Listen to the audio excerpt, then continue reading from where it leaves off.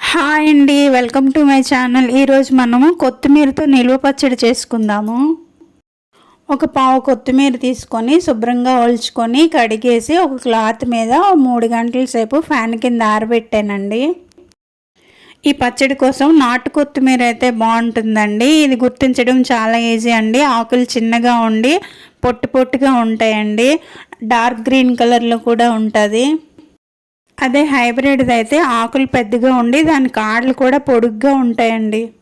ఇది కొంచెం కట్ చేసుకున్నానండి. బాగా చాప్ చేయాల్సిన అవసరం ఏమీ లేదు, వేపేస్తాం కదా, జస్ట్ ఇలా కట్ చేసుకుంటే సరిపోతుంది. కట్ చేసుకున్న కొత్తిమీరని ఒక కొలత డబ్బాలోకి తీసుకొని డబ్బాడు కొత్తిమీరకి పావు డబ్బా చింతపండు శుభ్రంగా చెత్తది తీసుకొని వేడి నీటిలో నానబెట్టుకోవాలండి. నాకైతే కొత్తిమీర డబ్బా నిండుగా రాలేదని కొంచెం తగ్గించి వేసుకున్నానండి చింతపండు, లేదంటే పావు డబ్బా ఈజీగా పట్టేస్తుంది. ఇలా వేడి నీళ్ళు పోసుకోవడం వల్ల పచ్చడి పాడవకుండా 2-3 నెలలు అయితే ఉంటుందండి. ఇప్పుడు ఒక డబ్బా కొత్తిమీరకి పావు డబ్బా ఎండుమిరపకాయలు తీసుకొని ఇలా తుంచుకొని వేయించుకోవాలండి. తుంచుకోవడం వల్ల గింజలు బయటకు వచ్చి వేగుతాయి కదా, పచ్చడి రుచిగా ఉంటుందండి. ఇప్పుడు పొయ్యి మీద బాండి పెట్టుకొని 1 స్పూన్ మెంతులు 1 స్పూన్ ఆవాలు వేసి మెంతులు సువాసన వచ్చే వరకు వేయించుకొని పక్కన పెట్టుకోవాలండి. అదే ప్యాన్లో కొద్దిగా నూనె వేసుకొని తుంచి పెట్టుకున్న ఎండుమిరపకాయలను వేసి దోరగా వేయించుకోవాలి.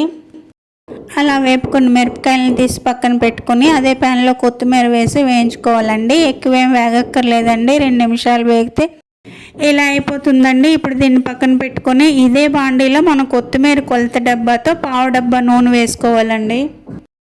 ఈ నూనెలో 1 స్పూన్ ఆవాలు 1 స్పూన్ మినపప్పు 1 స్పూన్ శనగపప్పు వేసుకొని కొద్దిగా ఇంగువ, ఒక 15-20 వరకు వెల్లుల్లి రెబ్బలు, 2 ఎండుమిరపకాయలు తుంచి వేసుకోవాలండి. ఆ తర్వాత కరివేపాకు పసుపు వేసుకోవాలి.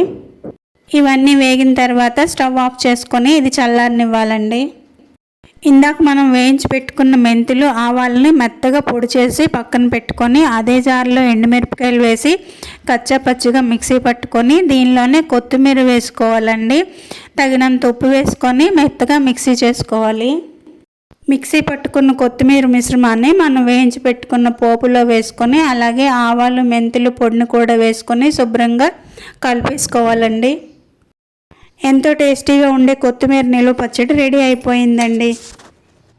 ఇవాళకి ఇంతేనండి. ఇంకో మంచి వీడియోతో మళ్ళీ కలుద్దాం. అంతవరకు సెలవండి. బాయ్.